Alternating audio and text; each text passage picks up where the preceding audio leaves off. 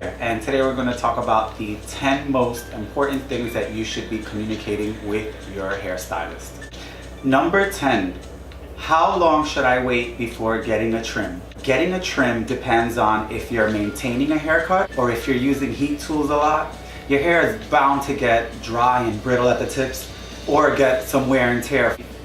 Get a trim regularly, even if it's just a little dusting. But if you are a person that wears short hair or wears a very streamlined bob, you're gonna need more frequent trims. So I would say no more than 2 months, because after 2 months your hair starts growing more than an inch and then it starts to change its shape. I would say guide it by that.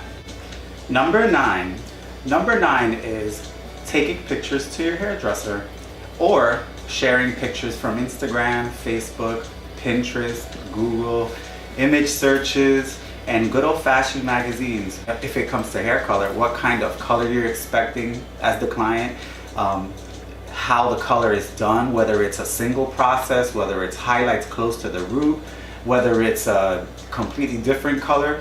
It's really good to have that type of communication because the client is giving you a direct approach of what they're looking for. So showing pictures and giving, letting the stylist see exactly what you're looking for. Number 8, at-home maintenance.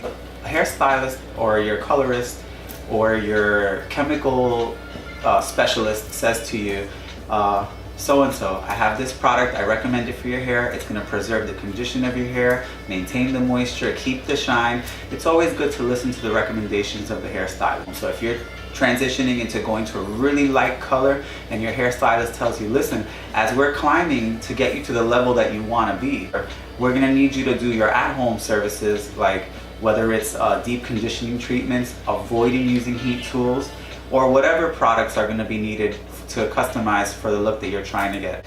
Number 7, do not indulge in doing something because you're mad or because you just want to be spontaneous. Always think about it a little bit through. If you want to change, make the hairstylist feel comfortable about the change. If you're a little bit iffy, you're like, oh, I don't know, you think I should do this? Worse, if they've only met you this one time and they decide to give you that drastic look and then it doesn't fit you. Those drastic changes can't be reverted. And as a hairstylist, it probably made me feel really bad had I just jumped the gun and not asked you if you were gonna be able to do something so drastic.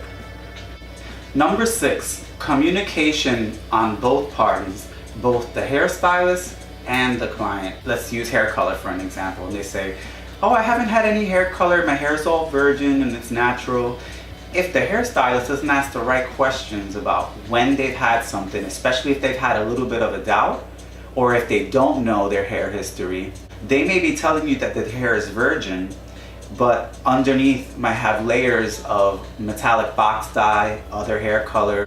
Now the hairstylist, which should have been asking the right questions, put themselves in this predicament, which would be a great time to do a patch test. A patch test would alleviate all doubts and it would probably, save you from doing something really disastrous.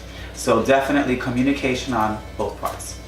Number 5, referring clients, or if your clients are asking you to refer, or other colleagues you may have in the industry. There are many people in this industry that specialize in many things. Hair cutters, colorists, wig makers. It's perfectly normal for a client to that they may want to change, because although you may not be a right fit for your client, they have to say something like a lie, like, oh, I got a gift certificate somewhere, or something like that. I always feel like it's just honesty is the best policy. I refer you to this person, or I have a colleague, or I have a coworker, and that way everybody, most parties could be very happy. Number 4, can I trim my own bangs/hair? While I don't suggest that you do something so drastic, as a person who's been guilty of creating some, spontaneous last-minute mistakes on myself. Number 3, donate your hair. If you know you're gonna go for a drastic haircut, or if you know you can just cut a couple of inches more to make that donation length, go for it. There are many organizations out there that take from 8 inches all the way to as many inches as you can give up or you can donate. It's a very gratifying thing to know that whatever you cut off, especially if you have a beautiful head of hair, is gonna do for somebody. Wigs nowadays are not just for, you know, cancer patients or people suffering from alopecia or people just want a different look. They want to do something drastic, and nowadays wigs are just making an amazing, realistic like looking products. Like they, you know, everybody just wants to be on the bandwagon, including men. And donating hair to make wigs for all kinds of purposes are really fantastic things. So if you have hair to donate, definitely donate. Number 2, how to save your blowout or hairstyle. Every time somebody gets a blowout, they love how the salon does it because they give that beautiful, nice, shiny, bouncy, wavy, textured hairstyle, and they want the secret to how it lasts at home. If you're prone to sweat, or if you're working out, your hairstyle is obviously not going to last because you're going to want to tie it out of the way. Any activities involving sweating or where your hair is going to be, you know, exposed to moisture is not a great idea if you want your hairstyle to last. If you're a smoker, smell smoke in your hair gets naturally greasy. Or if you've added too much conditioner, or if you're adding too much serum, there's a lot of things that can be considered weighing the hair down. My best tip would be to avoid putting any product, avoid touching it a lot, and avoid any exercising or anything that's gonna create moisture in the hair or make you sweat. And the last and final one is continue to learn.